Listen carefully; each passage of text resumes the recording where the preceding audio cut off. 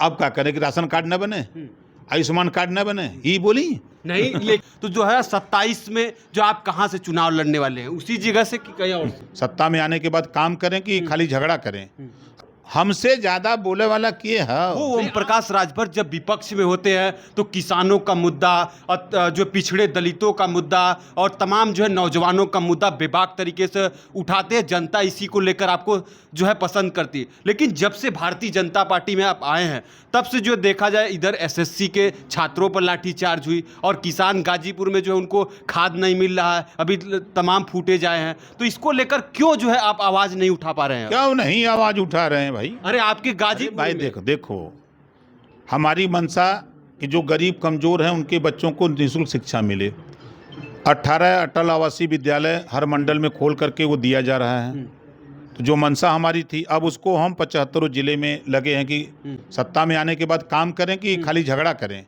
18 मंडल में खोल करके जो बच्चे गरीब कमजोर के हैं जो नहीं पढ़ पाते उनको निःशुल्क शिक्षा दिलाने के लिए लगे हैं। यही तो लड़ाई मेरी थी। अब आते हैं खाद पर। खाद की बात आपने की। देखिए अभी बाढ़ आया, बाढ़ के बाद से आप देखे होंगे खाद की किल्लत बढ़ी है। तो जो परिवहन व्यवस्था है, चाहे वो सड़क परिवहन हो चाहे रेल परिवहन हो, वो प्रभावित हुई है। उसके वजह से थोड़ी सी दिक्कत आई है। सरकार उसके बाद भी लगी हुई है कि कहीं कोई दिक्कत न हो।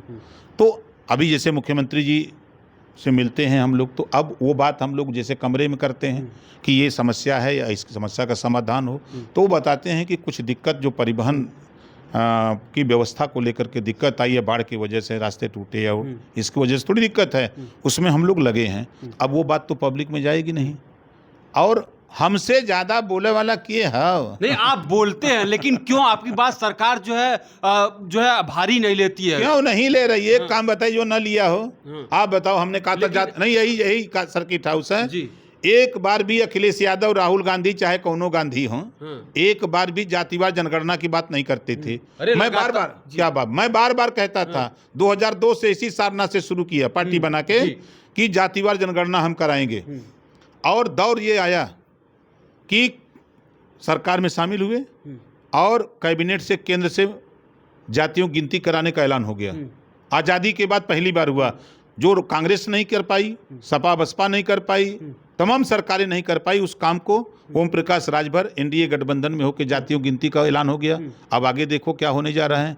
जो 27% आरक्षण जो समाजवादी पार्टी के लोग नेता लोग लूट लेते हैं हिस्सा अति पिछड़ों का, उसको बांट करके देने का वो लागू होने जा रहा है। तो हम जो चाहते हैं वो तो हो रहा है। हम चाहते थे गरीबों को आवास, शौचालय, pension, ration card, Ayushman card इनका बने, वो भी तो काम हो ही रहा है। अब क्या करें कि राशन कार्ड न बने, आयुष्मान कार्ड न बने, ये बोली नहीं। लेकिन ये देखा जा रहा है मंत्री जी, लेकिन ये देखा जा रहा है कि जिस तरीके से जो लोकसभा का चुनाव रहा उसमें जाति जनगणना को लेकर जो है विपक्ष के नेता लगातार जो बोलते गए और आप भी बोल रहे थे, लेकिन जो सरकार ने मानी भी बात को। एक वीडियो 2024 के चुनाव के पहले का एक वीडियो दिखा दो आप, अखिलेश जी का, राहुल जी का, किसी नेता का, कि जो प्रेस वार्ता में बोले हों या सार्वजनिक मंच पर कहीं बोले हों कि जातिवार जनगणना कराने का। सरकार में थे कांग्रेस के तब भी नहीं करा पाए, यूपी में सरकार में अखिलेश जी थे तब भी नहीं करा पाए, मायावती जी तब भी नहीं, कोई नहीं करा पाया। लेकिन ऐलान हुआ तब सब लोग श्रेय लेने के लिए पे पे चिल्ला रहे हैं।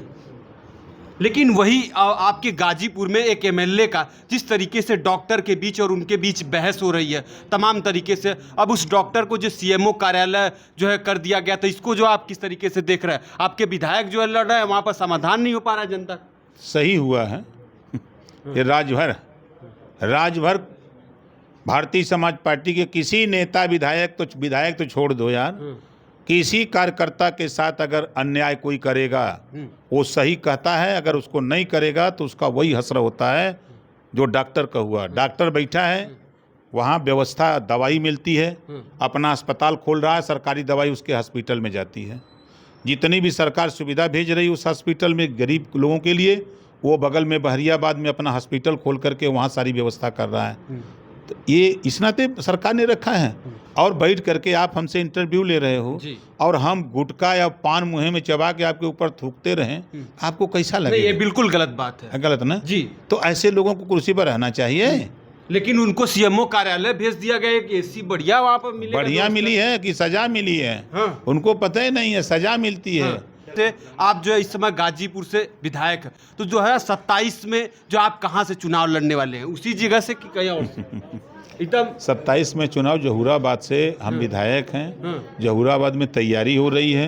हम पूरे प्रदेश में 62 सीटों पर तैयारी कर रहे हैं। 62 सीट 62 सीटों पर तैयारी कर रहे हैं। उसी में से ज़्यादा सीटें हम लोग लेकर पार्टी के नेताओं को लड़ाएंगे और लड़ेंगे। वहीं पर शिवपाल यादव का बयान आता कि इस बार जहुरा विधानसभा में देखते हैं जो है, इसी को लेकर आप भी क्या अरे पास देखिए, है? ऐसा है ना कि वो समाजवादी पार्टी के नेता जरूर हैं, लेकिन भारतीय जनता पार्टी की मदद करते हैं। अच्छा, ठीक है, बहुत बहुत आपका धन्यवाद।